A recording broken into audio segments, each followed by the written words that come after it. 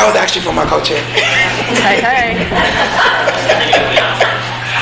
Okay, and keeping with our norms, we want to start on time and end on time. So I would like to call this meeting to order at 6 o'clock p.m. on Wednesday, June 21st. Wednesday, June 21st. Okay. Roll call. Amy Bader. She was here. She's out right now. Thank you. Brittany Carver. Here. Brittany Taman. Cora Costa. Here. Crystal Hall. Here. Daniel Shoemaker. Ephraim Tutwiler. Here. Julie DeVall. Here. Lindsay Marvu. Here. Yep, okay. Mike Anderson. Here. Ruth Kantorowicz. Here. Nathan Hauser. Here. Sarah Reesing. Here. Amy Lawrence. Here. Brenda Hench. Here. Carol Lichtensteiger. Cindy Adamek. Oh, here. Oh, is that? Sorry. I remember. Elizabeth Hughes. Jackie Martin. Here. Melissa Payne. Natasha Sampson. Here. Patrick Russell. Here. Portia Lewin. Priscilla Kraut. Here. Valerie Willits. Greg Del Dio. Here. I crashed. Molly Peck. Molly here. Rusty Clevenger. Here. Tina Gonzalez. Sean Williams. Peggy Patton. Here. Vacation. He's on vacation. Adrian Ochoa. Andrea Jackson. Daniel Jackson. Derek Cooper. Here. Jesse Guzman. Michelle Turner. And Michael Ladd, sitting in for Michael Ladd, is Melanie Birchow, assistant principal at Yankee Ridge. Come on, raise your hand. Melanie. Let's go, Yankee. Beth Ladd. Brandon Caffey. Dynamic Dion Webster. Denise Mitchell. Joe Wiemelt. Here. Lucia Maldonado. Lou Peperoni. Here. Shauna Shear. Here. Jennifer. Here. Kim. Here. John Bootsmer. Ben Baxley. Lolly Sampson. Janelle and Retired. Sure. And Danielle Jackson. Welcome. Thank you. Anybody I missed?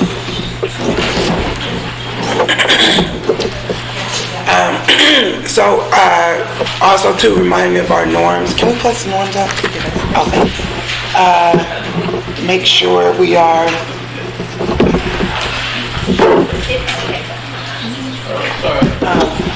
Make sure we're leaving space for all voices to be heard. So that means we might have to turn off some of our voices so that all voices can be heard. At this point, we're going to have a citizen statement from Ruth Kantorowicz. Did I say your name right? Yep. Okay. And got the timer going?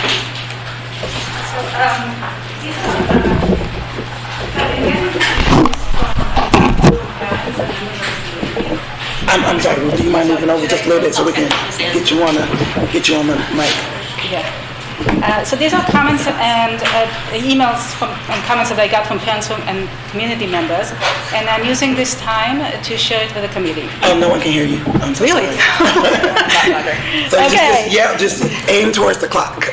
Aim your voice towards the clock. Okay, so these are not my comment, well, some of it.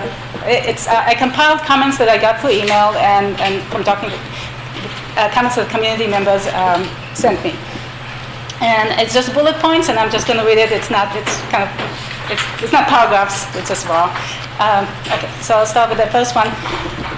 Regarding research on sixth grade center, there have been a failed experiment in other places, which is the reason why there are so few of them. A search of the ESB database revealed that currently Illinois has no sixth grade centers, and the few that existed previously are now closed. Next comment is, many parents are opposed to the sixth grade center. Have you surveyed the community's interest in the sixth grade center? Next comment is, behavioral problems don't start in sixth grade. They are a problem in the elementary school as well.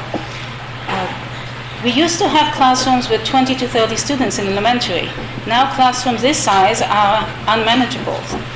Teachers say the intervention methods have changed, making it harder to teach and manage the classroom. Many elementary school teachers have left because of that. Next comment. Where are the elementary school teachers on the committee? We only hear from current middle school teachers. Next comment. It is the UMS group's job to look into possible solutions to UMS issues other than Wiley's building. If there are alternative solutions, then Wiley may be used for an equally important need where there are no alternative solutions. Next comment. About the finances estimates for 6th grade center versus elementary school. The 6th grade center costs seem to be estimated by excluding most salary costs. To quote, "The current estimates are ridiculous. You should expect more and better information from our administration and ask for it." End of quote. Next comment. Wiley is a school that went from a failing grade to a commendable school. Why are we closing it? Instead, replicate its success in our other failing schools. Next comment. The more we spend on Wiley's expansion, the more we will need to wait for other potential projects, such as a possible elementary school north of I-74 or a second middle school campus. Next comment. Actually, that's last note. Nope. I got an email just before the... Okay, here we go. This committee is subject to the Open Meeting Act. Members of the community are following the discussions, analyzing the data we're given, and researching our claims and proposals. We hear from the community because they care about our schools. That is why they're spending their time and using their expertise to help us make informed decisions. And one more comment I got.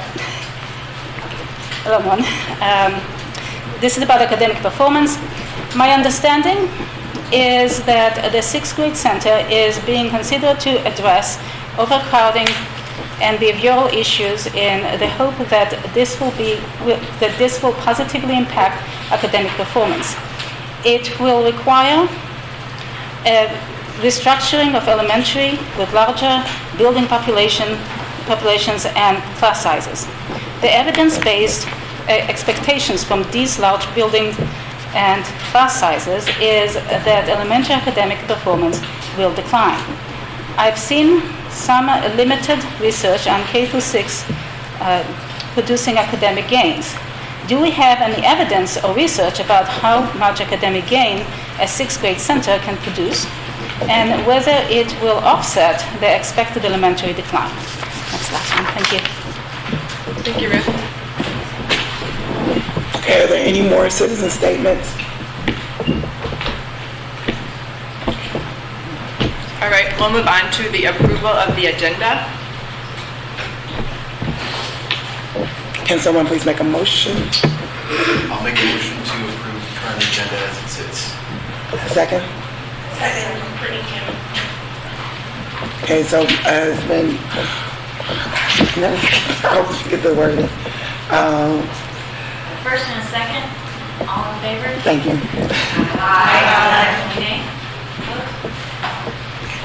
So the agenda has been accepted as written.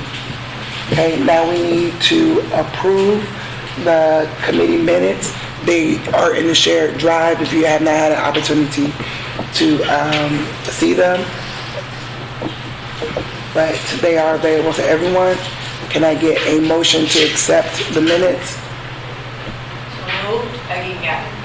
Get a second? A second. And state your name again. Lindsay. All in favor, say aye. Aye. All opposed, say nay. Okay. And now we're going to have the working group share out. So each group has 8 minutes to share the progress, where they are in the research that they've been doing. And we're starting with the elementary group.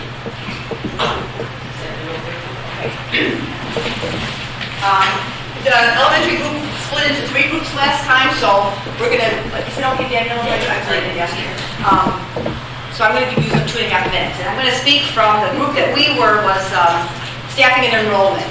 And in our group, it was myself, Peggy Patton, Danielle Jackson, Greg, thank you, and Kim Norton.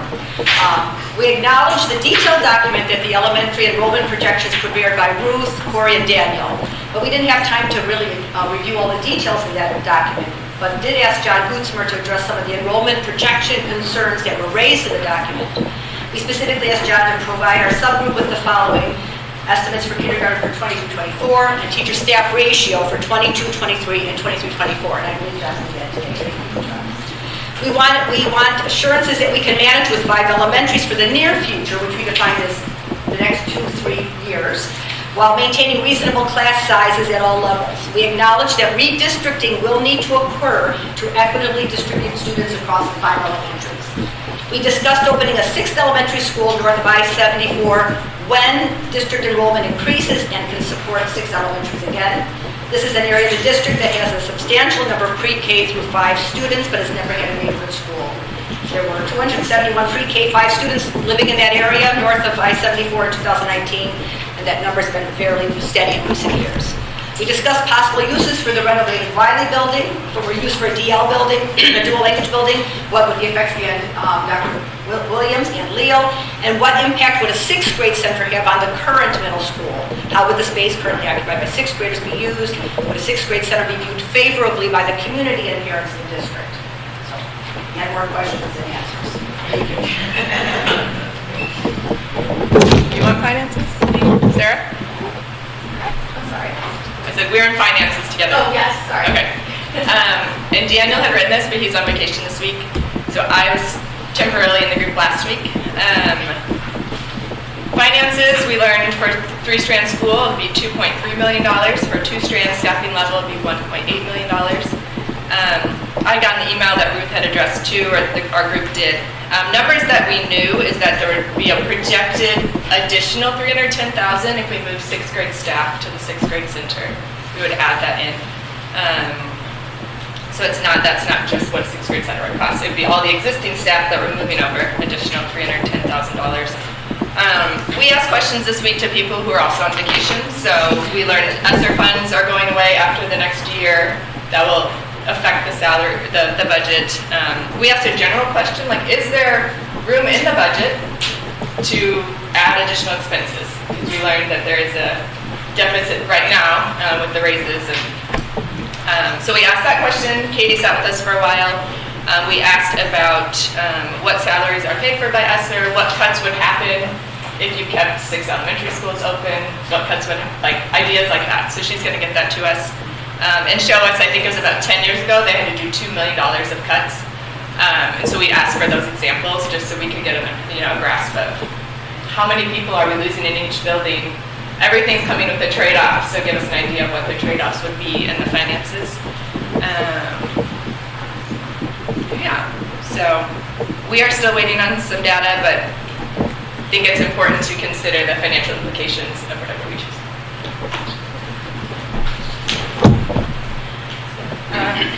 Ben and I were doing the subgroup on facilities and enrollment, with respect to enrollment. And so we collected information about classrooms in the buildings and analyzed enrollment data. We're still trying to answer the main question, which is, can we fit the K through 5 into 5 elementary schools? So the previous model was the first one. We used John's method of distributing the Wiley students, and we kind of tried to mimic it for ahead in the future for the next 6 years. This week we tried something else. So when we tried to fit incoming kindergarten students into 5 buildings for the next 6 years, based on enrollment in K in the past 6 years. So we ran into serious problems. Even when we use, so this is this week's model, we use only 2 constraints, the constructional max and the 450 administrative cap on the building size. So we do not have neighborhood schools in this model. We have no attendance zones. We don't have the DL program. We're just trying, this is the enrollment, this is the number of buildings. Can we fit them in? So we tried several scenarios. and all of them, in all of them, the results were too tight or problematic to call it a fit. For example, except for King, all buildings will be at their 450 cap, while King will end up with 28 students in each of its 2nd to 5th grade classrooms. Except for in DPW, so that's another problem, most of the 2nd to 5th grade classrooms will have over 25 students in them, which is a significant increase in class size. Regarding IEPs, more than half of these classrooms will have 4 or more IEPs in them. So the main idea is that problems start showing up after 2 years and will be fully blown in 5 years. The reason for that is, the reason for the 2-year delay is because Thomas Paine added 2 kindergarten classrooms and 2 first grade classrooms, which gives the false impression that at first that Thomas Paine can absorb Wiley. I'm not saying that that's what you were trying to do, just move Wiley into Thomas Paine, but it just, the numbers at first look like everything is okay. But in 2nd to 5th grade level, the number of classrooms go down by 1 in each building, except for DPW, but now we learned that we gave DPW an extra classroom, so we'll need to fix the model and make it even smaller. So that delayed effect is the reason why we don't see these problems in John's spreadsheets. Our conclusion is that 5 elementary schools at this time look very tight and no wiggle room and no room to grow. Class size will increase unevenly in many classrooms. So if you do average, it will look like a little bit, but really some classrooms will be huge and some will be like 20, 22, 21, so on. The number of IEPs in Gen Ed classrooms will also increase. It would be irresponsible at this point to conclude that we can or should go down to 5 elementary schools. So we have other highlights. We learned from Katie and the finance subgroups that the limit on the building size for the renovated Wiley is a 3-strand building. So this rules out using Wiley for the Spanish dual language program, since the Spanish dual language program needs a 4-strand building. The details in the notes, all of these are in the notes that we put on, another 10 pages. We worked hard this week. One suggestion that came up, and this is also from Corey, is to consider a flexible construction for Wiley. One that can be used now as an elementary school, but easy to convert to something else in the future. For example, 5 years from now, if the enrollment is down, or if we build a 6th elementary school in North Urbana, north of I-74, Wiley can be a 6th grade center maybe. Or maybe by that time we'll build or purchase and renovate a 2nd middle school altogether. Thank you. Thank you, Ruth. Okay, was there somebody else for the elementary? Nope, middle school working group. Mike?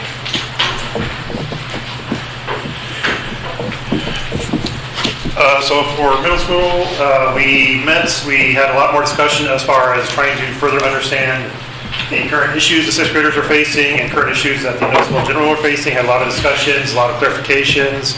I thought it was very productive. We don't really have anything to report per se, but I think we role-played a lot of different scenarios in our head and talked about why this is this and why that is that. And then we took a tour of this facility to see exactly what the conditions are and if things can be rearranged or changed. And it's a kind of a maze and stuff. So this meeting, we're going to go look at Wiley, look at the facilities there and do a walkthrough, and then we'll continue our discussions and work more into our smaller groups to really dive into specific questions and solutions and stuff. Does anybody else want to add anything?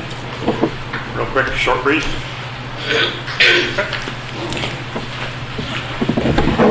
Thank you. Middle school? High school? I'll go first and then you. Okay, so for the high school, we discussed some of the issues at the high school level, including the Latinx students not feeling connected to the high school. We looked at the 9th grade to 10th grade drop and the seemingly due to retention. John was supposed to get us some more data to look at the academic performance at the high school level. And then we also looked at some other data that Corey's going to report on. We did add some academic data from semester 1 for the high school. That's in the 9 through 12 folder, and then we can break that down. Okay. Sure. So we added that data. We didn't do it last week, but there is the data in the high school folder. Yeah, and we looked at the dropout rate by race and that trend over time. The total dropout rate, the graduation rates over time, and the 4 and 5 year graduation rates. Also, 9th graders on track and chronic absenteeism. Yeah, I think we're still working on drawing conclusions from this data. It's a bit difficult because COVID years kind of skew things, and it looks like, Chuck, this is technical details, but it looks like the Chuck between 2018 and prior is, something looks weird, to be honest. Like, some of those rates are so different that it's kind of untrustworthy. So I feel like looking at 2018 and forward is our best bet, but that makes a pretty short time frame. Yeah, so we're still looking at the best way to understand what this data is telling us. Okay. All right, so we, do you want to share I just that? have one more thing. Yeah. While I was looking at this data, I also found, because it's in there, grades covered, and that although there aren't any 6th grade centers, that's true. And actually, I also had the idea to call them to see why they, and I haven't gotten a chance to yet to see, because I think one of them is because the building had issues. That to assume that the experiment failed just because the school closed is probably like an assumption. But I found that there are a 5th grade center, an 8th grade center, 2 9th grade centers, and a 12th grade center. There are also 22 5th and 6th grade centers in Illinois, and 1 6th and 7th grade center. So it's not completely unheard of to just divide the grades up into. Okay. So before we break up into the groups, just wanted to share a couple of things with everyone. The middle school will be going on a tour of Wiley, and Dr. Lino is going to be driving that bus. Okay? All right. Like literally driving the bus.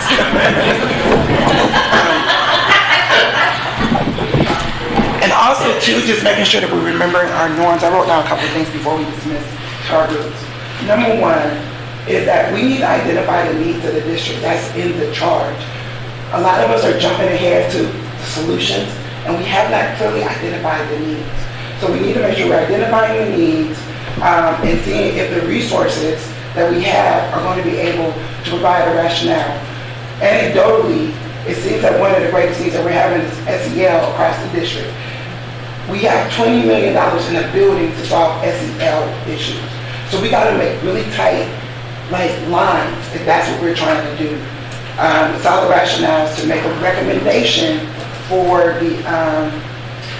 the board of how we're going to the future use of this building. We cannot shut down ideas. Like, the whole purpose of this committee is to explore every option. So if someone brings up something you don't like, you don't agree with, that's neither here nor there. Everybody has an agenda and a position, like that's just human nature. But we have to explore all of the ideas. We can't say, I don't like that idea, so we're not going to dig into the data to see whether or not that's a viable option for the district. So if someone's suggesting something like the single dual language or K through 6, or dig into the data and show why it's not going to work. We can't just go off of people's feelings or their word. Know that there are going to be trade-offs. And we're trying to solve a myriad of issues, but know that there are going to be trade-offs. I'm just giving y'all second charge. We cannot make a recommendation to the board without a rationale rooted in data and evidence. So even though it might be your gut feeling that this is the direction we can go in, we can only go off of the data, make it make sense, is all I'm saying. On one note about equity. Equity is a redistributing of resources to the most disadvantaged, not equalizing everything. So, for example, true equity would be making the cap of DPW lower than the rest of the district because that's our most needy school. So instead of a cap of 450, true equity might be 300 or 350. So if you're thinking about making it even, that's still not necessarily going to be equity, and possibly even lower in the cap of King.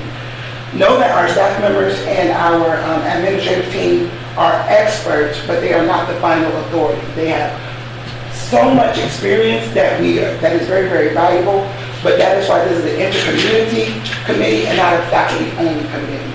So just remember, we all committed to being open-minded. I think that was like one of our norms, right? Like just, I don't know. Maybe it was when we signed up. But anyway, we all agreed to be open-minded. So we got to remember that even if we don't agree with what's being suggested, we have to be open to it and explore it and be able to like show with the data why this or is this will or will not be a viable option. When we go before the board and make our recommendation, we can't say and be taken seriously, well, such and such didn't think it was a good idea, therefore, right? So we need to make sure that we're like really rooting everything in the data. We do have the equity audit, right, that was shared last night at the board meeting.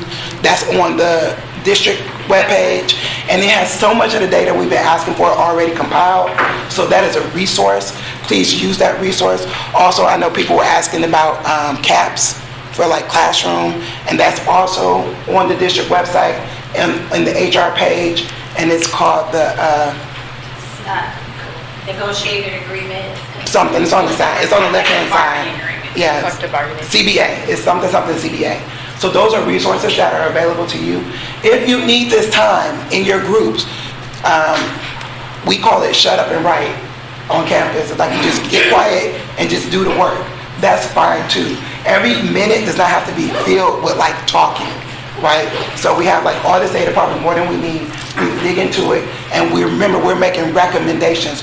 We do not have a foregone conclusion for anything, so nothing is off the table.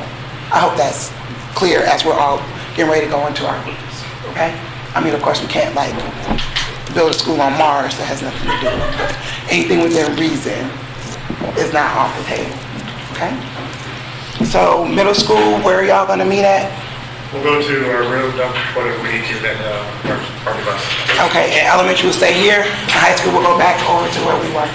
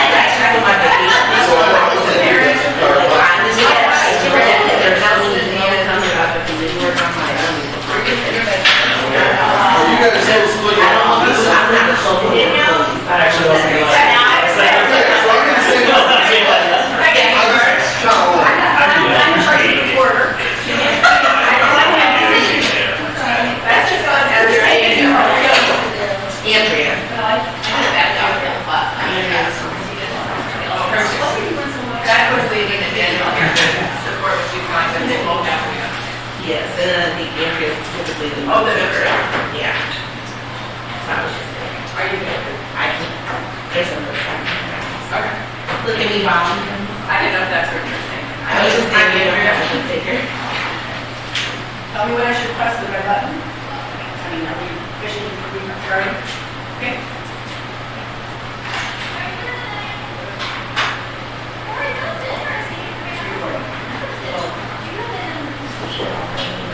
So we go around and say all of our names. Okay, I'm Peggy Evans. Sarah Russell.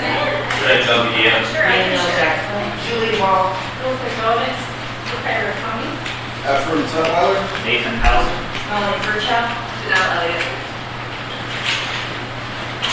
And our time for tonight, my personal hope or desire would be that, I feel like the last couple meetings we talked a lot about data trends, enrollment trends, and how we go to how I go and what we work short term. And I think for this one, we have set aside an estimate capital for the next 2 years. And a lot of stuff, we will be at 5 elementary. But I feel like we're not spending much time on more important things. What was Wiley, when he put this task, and you know, we're talking about how I give, but my feeling is I think we would benefit from spending more time on the pros and cons of the ideas that we share for the wider community purpose. How do people feel about spending our time on that? I was kind of interested in what she said this today about, do we have the problem? Do you understand the different problems of